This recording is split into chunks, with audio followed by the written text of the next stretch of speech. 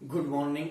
स्वागत है आपका राजनीति विज्ञान कक्षा 12 के अध्याय 8 में, जिसका शीर्षक है पर्यावरण और प्राकृतिक संसाधन। इसका एक सेशन मैं पहले ले चुका हूं। जिन लोगों ने वो सेशन नहीं देखा है वो पहला वाला सेशन अवश्य देख लें। कमेंट सेक्शन में उसका लिंक मिल जाएगा। उसके लिंक से आप वो सेशन अवश्य देख लें, अन्यथा आपको ये सेशन समझ में नहीं आएगा। चलिए प्रारंभ करते हैं कि पर्यावरण और प्राकृतिक संसाधन को बचाने के लिए विश्व सरकार ने, विश्व के तमाम देशों ने, यूएनओ ने क्या क्या कार्य किए, भारत सरकार ने इस पे क्या कार्य किए, भारत की स्वयंसेवी संस्थाओं ने क्या कार्य किए, आइए देखते हैं। पहले देख लेते हैं क्योटो प्रोटोकॉल। क्या है ये क्योटो प्रोटोकॉल? यह एक अंतर्राष्ट्रीय समझौता है। इसके अंतर्गत औद्योगिक देशों के लिए ग्रीन हाउस गैसों के उत्सर्जन को कम करने का लक्ष्य निर्धारित किया गया। ठीक है। ऐसे देश जो ग्रीन हाउस गैसों का उत्सर्जन अत्यधिक करते हैं, उनको अपना उत्सर्जन कम करने के लिए कहा गया है। ये ग्रीन हाउस गैसें क्या हैं? आपने पहले भी कई बार पढ़ा है, लेकिन फिर हम बता देते हैं ग्रीन हाउस गैस क्या है। जैसे मीथेन, कार्बन डाइऑक्साइड, क्लोरोफ्लोरोकार्बन, जल वाष्प इत्यादि, ये सब गैसें ग्रीन हाउस गैस के अंतर्गत आती हैं। अब आप ये समझ लीजिए कि ये क्या प्रभाव डालती हैं। ग्रीन हाउस गैस के माध्यम से ही ग्लोबल वार्मिंग हो रही है और ओजोन परत में छेद बन रहा है। तो आप समझ लीजिए कि ये गैसें कितनी महत्वपूर्ण हैं। लेकिन विकासशील राष्ट्रों में इनका उत्सर्जन बहुत कम है, न्यून है। इसलिए क्योटो प्रोटोकॉल में कहा गया कि जो औद्योगिक राष्ट्र हैं वो अपनी उत्सर्जन को कम करें। विकासशील देशों का ग्रीन हाउस गैस उत्सर्जन प्रति व्यक्ति बहुत कम है। भारत का उत्सर्जन 2030 में प्रति व्यक्ति उत्सर्जन 1.6 टन होगा। क्या होगा? 2030 में 1.6 टन प्रति व्यक्ति होगा। ये इतना कम है, जो लक्ष्य रखा गया है उससे भी कम है। ये बढ़ के वहां पहुंचेगा, लेकिन लक्ष्य कहीं और निर्धारित किया हुआ है। यहां हम बहुत ज्यादा डिटेल में नहीं जाएंगे, क्योंकि कक्षा 12 के हिसाब से हमको पढ़ना है। अगर हम ज्यादा डिटेल में जाएंगे तो आपके लिए तथ्य अत्यधिक हो जाएंगे, पढ़ना आपको अति दुष्कर लगने लग जाएगा। देखिए, अब यहां पे एक चीज और समझनी है कि साझी संपदा क्या होती है। ठीक है, साझी संपदा क्या होती है? ये जो सारी चीजें हम पढ़ रहे हैं, ये साझी संपदा ही है। लेकिन स्पेसिफिक साझी संस्था क्या होती है, ये देख लेते हैं। साझी संपदा ऐसी संपदा जिस पर किसी समूह के प्रत्येक सदस्य का स्वामित्व हो, रखरखाव तथा उपभोग में दोनों बराबर के हिस्सेदार हो, उनको क्या कहते हैं? साझी संपदा। जैसे वन प्रांतर, बहुत सारे वन प्रांतर ऐसे हैं जिसका रखरखाव वहां के निवासी करते हैं, उस वन क्षेत्र में रहने वाली जनजाति करती है और उसका विकास और उपयोग भी वही करते हैं। इसमें बहुत सारी जगह कुछ मान्यताएं होती हैं, उन मान्यताओं के अनुसार वहां के पेड़ों की कटाई नहीं की जाती है। देख लेते हैं। वन प्रांतर वनों के कुछ हिस्सों को पवित्र मानकर काटा नहीं जाता है। इनमें देवी देवताओं का वास माना जाता है। कहा जाता है कि इनमें देवी देवताओं का वास है, इसलिए इनको हम काट नहीं सकते हैं। हम इसका क्या करेंगे? संरक्षण करेंगे, इसका संवर्धन करेंगे, इसका विकास करेंगे, लेकिन इनको काट नहीं सकते हैं। अगर हम ये काट देंगे तो देवता नाराज हो जाएगा, और देवता यदि नाराज हो गया तो हम इस जीवन में रहना मुश्किल हो जाएगा हमारा। इन सब धारणाओं के अनुसार वो अपने जीवन यापन को करते हैं। देख लीजिए ये कहां कहां पर हैं और किस नाम से हैं। राजस्थान में इन्हें बानी बोला जाता है, झारखंड में जेहरा या सरना बोला जाता है, मेघालय में लिंगदोह बोला जाता है, उत्तराखंड में देवभूमि या थान बोला जाता है। ऐसी जगहों का संवर्धन वहां के ग्रामीण नागरिक और सरकार दोनों ही करते हैं, जो कि कहीं ना कहीं पर्यावरण के विकास में सहायक होते हैं। चलिए आगे देखते हैं कि पर्यावरण मसले पर भारत का पक्ष क्या है, भारत क्या सोचता है और भारत विश्व के समक्ष अपनी क्या बात रखता है। देख लेते हैं। भारत ने क्योटो प्रोटोकॉल 2002 पर हस्ताक्षर कर दिए। भारत का मानना है कि ग्रीन हाउस गैसों को कम करने का सबसे बड़ा उत्तरदायित्व विकसित देशों का है। यानी कि जो लोग ज्यादा उत्सर्जन कर रहे हैं उनको अपना उत्सर्जन घटाना चाहिए। विकसित देश इतना उत्सर्जन कर रहे हैं और विकासशील देश बहुत कम कर रहे हैं, तो उनका दायित्व है कि वो अपना कम करें। लेकिन विकसित देश क्या कह रहे हैं? विकसित देश कह रहे हैं सब लोग कम करो, जितना कम करना है वो सब लोग करेंगे। अगर 1% हम कम करेंगे तो 1% आप कम करिए। परसेंटेज भी नहीं, जितना अंक हम कम करते हैं उतना अंक आप कम करिए। 1.6 टन भारत का उत्सर्जन होगा 2030 में, और वो कहते हैं 1 टन कम कर दीजिए। अरे 1 टन कम कर दीजिए, अगर हम 1 टन कम कर देंगे तो हमारा तो विकास ही रुक जाएगा, हम वहीं बैलगाड़ी के युग में फिर पहुंच जाएंगे। इसलिए आप अपना कम करिए, जो आप वहां पे 6, 7, 8 टन प्रति व्यक्ति उत्सर्जन कर रहे हैं, उनका लक्ष्य निर्धारित किया गया है कि आप 3 टन प्रति व्यक्ति तक आ जाएं। लेकिन वो ऐसा नहीं चाह रहे हैं। उनका उद्देश्य पर्यावरण का संरक्षण नहीं है। उनका मेन उद्देश्य कहीं ना कहीं ऐसा लगता है कि विकासशील देशों को उनके विकास में बाधक बनना है। वो पर्यावरण की चिंता नहीं कर रहे हैं, वो विकासशील देशों को अविकसित रखना चाहते हैं, ऐसा आलोचक मानते हैं। चलिए देखते हैं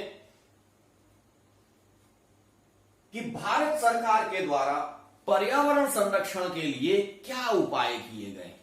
भारत ये कह भी रहा है, लेकिन उसके पहले बहुत सारे ऐसे उपाय भी वो लगातार कर रहा है जिससे पर्यावरण का संरक्षण हो सके, प्राकृतिक संसाधनों को बचाया जा सके, प्रदूषण को कम किया जा सके।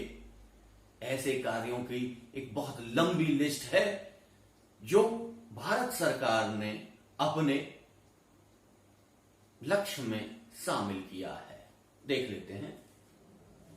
नंबर 1, नेशनल ऑटो फ्यूल नीति में बदलाव। क्या है? नेशनल ऑटो फ्यूल नीति में बदलाव। उन्होंने कहा कि जहां पर ज्यादा प्रदूषण है वहां पर कम प्रदूषण करने वाली गाड़ियां चलेंगी। क्या हुआ? दिल्ली में वो नियम लागू हुआ तो वो ज्यादा प्रदूषण करने वाली गाड़ियां पूरे देश में फैल गईं। दिल्ली से तो हट गईं, लेकिन पूरे देश में फैल गईं। अब प्रदूषण सारे देश में बढ़ने लगा। इन स्थितियों के मद्देनजर एक नियम बनाया गया, एक नीति बनाई गई। उस नीति के अनुसार ऐसी गाड़ियों का प्रोडक्शन ही बंद कर दिया जाएगा। उसी के अंतर्गत यूरो 1, यूरो 2, यूरो 3, यूरो 4 ये सारी गाड़ियों का निर्धारण किया गया और उसी के हिसाब से देश में उनको के उत्पादन को मान्यता प्राप्त हुई। जैसे ही वो समय निकल जाता है, उस नंबर का, उस यूरो मॉडल की गाड़ियां बंद कर दी जाती हैं, उनको सड़क पर नहीं चलाया जाता है। दूसरा है, स्वच्छतर ईंधन अनिवार्य किया गया, यानी कि स्वच्छ ईंधन बगैर, मतलब अस्वच्छ ईंधन जैसे गंदा कोयला, गंदे कोयले का प्रयोग नहीं होगा, स्वच्छ कोयले का ही प्रयोग होगा और कोयले का कम से कम प्रयोग होगा। यह भी कहा गया कि कोयले का कम से कम प्रयोग होगा, क्योंकि कोयले से प्रदूषण अधिक मात्रा में फैलता है। अगला, सीएनजी द्वारा गाड़ियों का संचालन। अब यह माना जा रहा है कि लगभग सभी जगह सीएनजी के द्वारा संचालित गाड़ियों का संचालन किया जाएगा। दिल्ली में तो लगभग सारी की सारी गाड़ियां जो सरकारी हैं, सीएनजी पर आधारित गाड़ियां ही वहां ली जा रही हैं और 1-2 साल में ऐसी स्थिति आएगी कि वहां समस्त दिल्ली सरकार की समस्त गाड़ियां जो पैसेंजर गाड़ियां हैं वो सीएनजी पर आधारित होंगी। सीएनजी वो ईंधन है जो न्यूनतम प्रदूषण का उत्पादन करता है। अतः सीएनजी से चलने वाली इन गाड़ियों का प्रसार पूरे देश में किए जाने की योजना है। चलिए आगे देखते हैं। 2001 में ऊर्जा संरक्षण अधिनियम पारित हुआ। क्या हुआ? 2001 में ऊर्जा संरक्षण अधिनियम पारित हुआ, जिसमें देखा गया कि जो इकाइयां पुरानी प्रौद्योगिकी की हैं, जो इकाइयां कम उत्पादन कर रही हैं, जो इकाइयां अधिक प्रदूषण दे रही हैं, उन इकाइयों में आधुनिक प्रौद्योगिकी के माध्यम से कम प्रदूषण उत्पन्न किया जाए और पर्यावरण का संरक्षण किया जाए। आइए देखते हैं अगला क्या है। 2003 में बिजली अधिनियम। 2003 में इसी तरीके से बिजली अधिनियम आया और बायोडीजल का उपयोग, ये एक नई प्रकार की पद्धति है कि डीजल का उपयोग से अत्यधिक प्रदूषण होता है, तो अब डीजल के विकल्प के रूप में बायोडीजल को स्वीकार किया जा रहा है, जो बायोडीजल वाहनों में प्रयोग होगा और कम से कम प्रदूषण उत्पन्न होगा। चलिए आगे देखते हैं। एक इंपॉर्टेंट चीज है कि भारत यह भी चाहता है कि विकसित देश विकासशील देशों को वित्तीय संसाधन उपलब्ध कराएं और स्वच्छ प्रौद्योगिकी भी उपलब्ध कराएं। इसका क्या अर्थ हुआ कि एक तो वो आर्थिक मदद करें, क्योंकि विकासशील देशों के पास इतना अर्थ नहीं है कि वो अपने विकास पर भी खर्च कर सकें और पर्यावरण संरक्षण पर भी खर्च कर सकें। तो आपने जो जितनी वृद्धि ली है, जितना आपने मुनाफा कमाया है, उस मुनाफे में से कुछ पैसा आप विकासशील देशों को दीजिए, जिससे वो अपने संसाधन विकसित कर सकें और ऐसे विकसित कर सकें कि जो पर्यावरण का नुकसान ना हो। दूसरा, आप स्वच्छ जो प्रौद्योगिकी आपके पास अब डेवलप हो चुकी है, उस स्वच्छ प्रौद्योगिकी को कम से कम कीमत पर विकासशील देशों को उपलब्ध कराएं, जिससे कि संपूर्ण वातावरण स्वच्छ रहे। चलिए आगे देखते हैं कि पर्यावरण आंदोलन। अब इंपॉर्टेंट चीज आ जाती है कि भारत में लगातार ऐसे जागरूक बुद्धिजीवी लोग रहे हैं जो पर्यावरण के प्रति सचेत रहे हैं और उनका मानना है कि यदि पर्यावरण स्वच्छ रहेगा, संसाधन सुरक्षित रहेंगे, प्रकृति अच्छी रहेगी, तो निश्चित तौर से जीवन का विकास होता रहेगा। अन्यथा बहुत सारी परिस्थितियां बिगड़ेंगी, मौसम चक्र बिगड़ेगा, फसल चक्र बिगड़ेगा, जिससे कि बहुत सारी समस्याएं उत्पन्न होंगी। तो इन्होंने कई बार प्रयास किया कि इस पर्यावरण को संरक्षित किया जाए, प्राकृतिक संसाधनों को बढ़ाया जाए और एक विकास की सकारात्मक पहल की जाए। कौन इसमें क्या क्या किया गया देख लेते हैं। ऐसे लोग जो पर्यावरण के प्रति सचेत जागरूक हैं, जो पर्यावरण को हानि से बचाना चाहते हैं, पर्यावरण संरक्षण के आंदोलन चलाते हैं। इनमें से बहुत सारे आंदोलन चल रहे हैं, लेकिन इसमें कुछ इंपॉर्टेंट आंदोलन है, उन आंदोलनों की हम लोग चर्चा करेंगे यहां पे। नंबर 1, चिपको आंदोलन। ये उत्तराखंड में हुआ था और इसकी नेता थी गौरा देवी। इसमें होता क्या था कि वनों की कटाई के लिए जब देखा गया कि कंपनियां उन वनों का नाश कर रही हैं, काटती जा रही हैं पेड़, तो गांव की महिलाओं ने पेड़ को पकड़ लिया, पेड़ों से चिपक गई और कहा कि यदि ये पेड़ काटने हैं तो पहले मुझे काटना होगा, अगर आप मुझे काट देते हैं तभी आप ये पेड़ काट पाएंगे। तब वो पेड़ों की कटाई रुकी। ऐसे मार्मिक आंदोलन लगातार चलते रहे। इसमें दूसरा आंदोलन है मैती आंदोलन। बहुत ही उन्नत आंदोलन, बड़ा जागरूक आंदोलन है ये। इसके प्रणेता कल्याण सिंह रावत जी, मैं मिला हूं इनसे। इन्होंने एक सोच रखी कि जब किसी बेटी की शादी हो तो शादी के समय बेटी और उसका पति एक पेड़ लगाए और वो पेड़ बेटी के द्वारा मायके में लगाया जा रहा है तो मां का और बेटी का जुड़ाव अधिक होता है, इसलिए उस पेड़ की देखभाल उसकी मां अवश्य करेगी और वो पेड़ मरेगा नहीं। और आप जानते हैं कि कितनी सारी शादियां होती हैं, अगर सारी शादियों में एक एक पेड़ लगा दिया जाए, नंबर 1। दूसरा, उस पेड़ को जीवित भी रखा जाए। आप देखिए, आप सुनते होंगे 1000 पेड़ वहां लगा दिए गए, 200 पेड़ वहां लगा दिए गए, 500 पेड़ वहां लगा दिए गए, लेकिन जब आप 1 महीने बाद देखते हैं तो वो सारे पेड़ मर जाते हैं। पेड़ तो लगा देते हैं, वृक्षारोपण तो हो जाता है, लेकिन उसकी देखभाल नहीं होती है। देखभाल नहीं होती है तो परिणाम हमें क्या मिलता है? शून्य। इस शून्य परिणाम से बचने के लिए एक नया आंदोलन का जन्म हुआ, जिसे कहा गया मैती आंदोलन।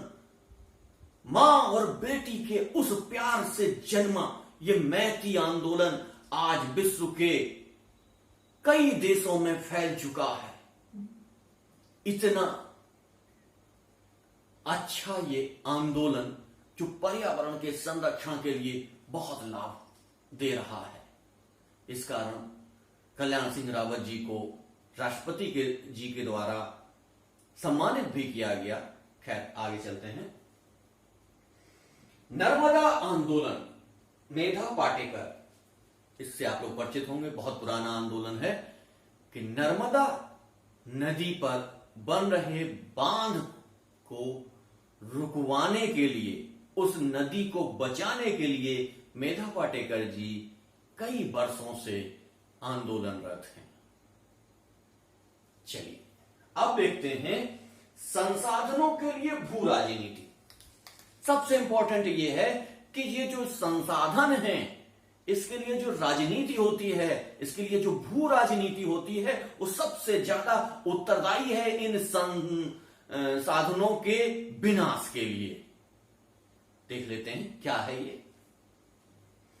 यह है कि किसी देश के पास खनिज है तो किसी देश के पास तेल है, इमारती लकड़ी, नदी, पहाड़, चट्टानें, वृक्ष, वनस्पतियां, हर देश किसी न किसी प्राकृतिक संसाधन से भरपूर है। इन्हीं सबको देखते हुए क्या हुआ? औपनिवेशिक शासन आया। क्या आया? औपनिवेशिक शासन आया। इसमें आगे देखते हैं कि यूरोपीय ताकतों का औपनिवेशीकरण का मुख्य लक्ष्य भी इन्हीं संसाधनों को प्राप्त करना था। लगातार खाड़ी देशों पर तेल के संसाधनों को हथियाने का प्रयास अमेरिका के द्वारा किया जाता रहा है। हम लोग हमेशा देखते हैं कि अमेरिका के द्वारा कभी इराक पर, कभी किसी अन्य देश पर अकारण ही कुछ न कुछ आरोप लगाकर उनके संसाधनों को छीनने का प्रयास किया जाता है। इसी को कहते हैं उपनिवेशवाद, न्यू उपनिवेशवाद, साम्राज्यवाद या कहीं तानाशाही, एक ध्रुवीय शासन, अमेरिकी वर्चस्व, ये सारे शब्द कहीं ना कहीं इस भू राजनीति के आसपास घूमते हैं।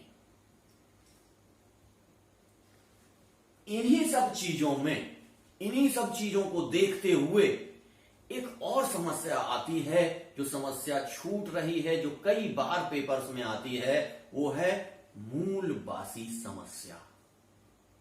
क्या है? मूलवासी समस्या। ये मूलवासी हैं क्या? मूलवासी लोग कौन होते हैं और ये समस्या क्या है? आइए इसको डिस्कस कर लेते हैं। मूलवासी लोगों को ऐसे लोगों का वंशज माना जाता है जो किसी देश में सदियों से रहते आ रहे हैं। क्या कर रहे हैं? सदियों से वो उसी देश में रहते आ रहे हैं, लेकिन इसके पश्चात किसी विदेशी ने इन्हें गुलाम बना लिया है, यानी कि वो वहां के मूल निवासी हैं, लेकिन संसाधनों में इतने सीमित थे, इतने सीधे थे, इतने सज्जन थे कि किसी विदेशी का आगमन वहां हुआ और उन्होंने उन मूलवासियों को गुलाम बना लिया, पराधीन कर दिया। और क्या चीज है आगे देखते हैं। मूलवासी लोग आज भी अपनी परंपरा और संस्कृति के हिसाब से रहते हैं। संपूर्ण संसार में मूलवासी रहते हैं और इनमें समानता भी मिलती है। यानी कि ऐसा नहीं है कि मूलवासी एक ही जगह रहते हों या एक ही जगह परतंत्र होते हों। ये विश्व के कई जगहों में पाए जाते हैं, कई देशों में पाए जाते हैं और इनको अलग अलग शक्तियों के द्वारा गुलाम बना गया है, इनको परतंत्र किया गया है। इस परतंत्रता के कारण ये आज भी विकास की धारा से बहुत दूर हैं।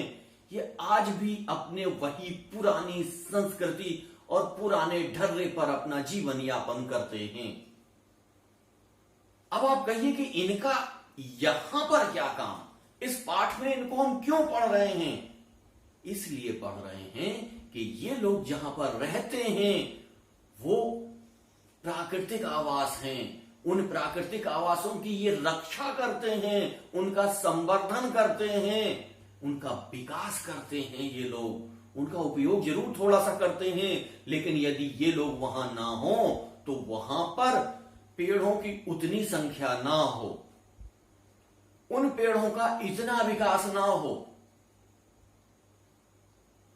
तब इन मूलवासियों की समस्या पर ध्यान जाता है।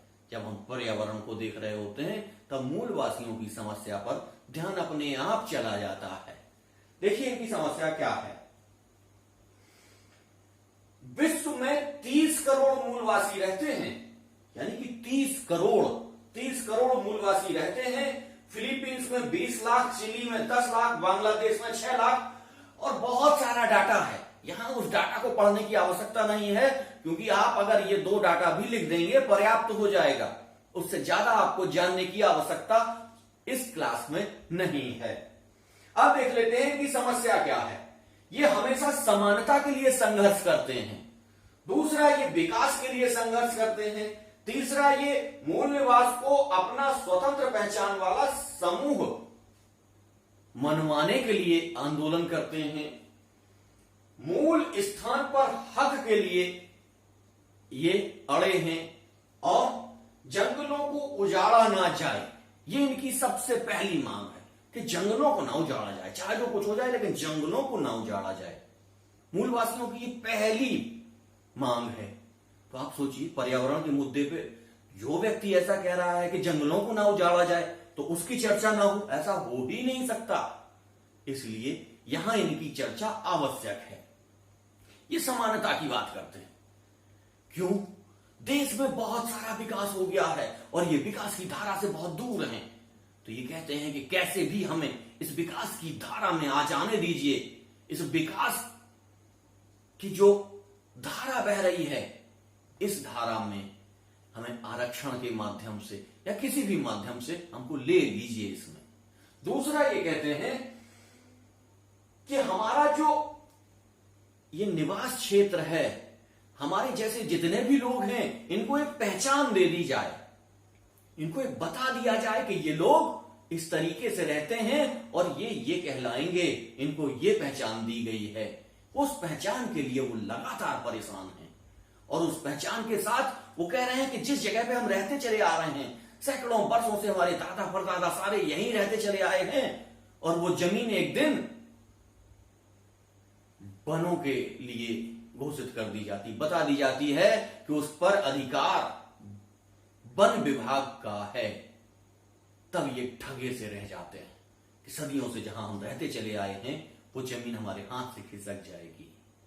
तो ये कहते हैं कि वो जमीन पर हमारा अधिकार होना चाहिए, और सबसे बड़ी चीज कि वनों की कटाई नहीं होनी चाहिए, वनों को उजाड़ा नहीं जाना चाहिए किसी भी प्रकार से, ना विकास के लिए, ना बस्ती बनाने के लिए, ना उपयोग के लिए। विकास का मतलब जैसे सड़क निकल रही है बद्रीनाथ, केदारनाथ, यमुनोत्री के और गंगोत्री के लिए, ऑल वेदर रोड बनाया जा रहा है। ये ऑल वेदर रोड में लाखों वृक्ष काट दिए गए हैं। ये लाखों वृक्ष कब पैदा होंगे, कब लगाए जाएंगे, क्या परिस्थितियां बनेंगी, किसी को नहीं पता। लेकिन लोगों को सुविधा पहुंचाने के लिए, लोगों को लाभ देने के लिए इन लाखों पेड़ों की बलि दे दी गई। आप सोचिए, मैती आंदोलन के माध्यम से एक पेड़ लगाने की बात हो रही है और हमने एक रोड निकालने के लिए लाखों पेड़ों को काट दिया। तो हम पर कैसा पर्यावरण का संरक्षण कर रहे हैं? या बस्ती बनाने के लिए, कहीं पे भी हम एयरपोर्ट बनाने के लिए क्या करते हैं? लाखों पेड़ों को काट देते हैं। कहीं पे बस्ती बनना शुरू हो जाती है, एक पेड़ कटता है, 2 पेड़ कटता है, पेड़ कटते चले जाते हैं। इन सारी समस्याओं के माध्यम से आपको ये बताया जा रहा है कि आप जागरूक होइए, आप इन सब चीजों के खिलाफ खड़े होना शुरू करिए, नहीं तो इस विकास का इस अंधाधुंध विकास का एक ही जगह पे अंत होगा, उसको कहा जाएगा विनाश। जब ये बादल फटते हैं, तो क्या है ये बादल फटने की समस्या? कहीं ना कहीं ये हमें वहीं सोचने पे मजबूर करते हैं कि प्रकृति में बदलाव हो रहा है। इस प्रकृति में बदलाव के लिए हम स्वयं उत्तरदायी हैं, मानव उत्तरदायी है। आज का सेशन हम यहीं समाप्त करते हैं। आपका पाठ मूलवासी समस्या पर ही आकर समाप्त हो जाता है।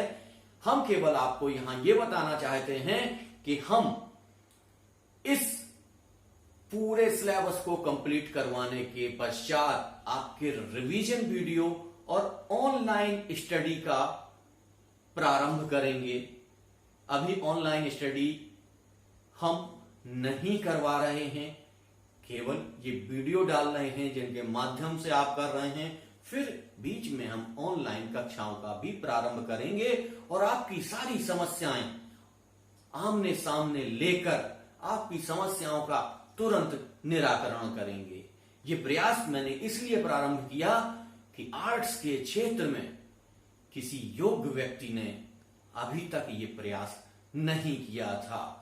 इसमें बहुत सारी जगह खाली पड़ी थी, तब मुझे आना पड़ा और मुझे ये कार्य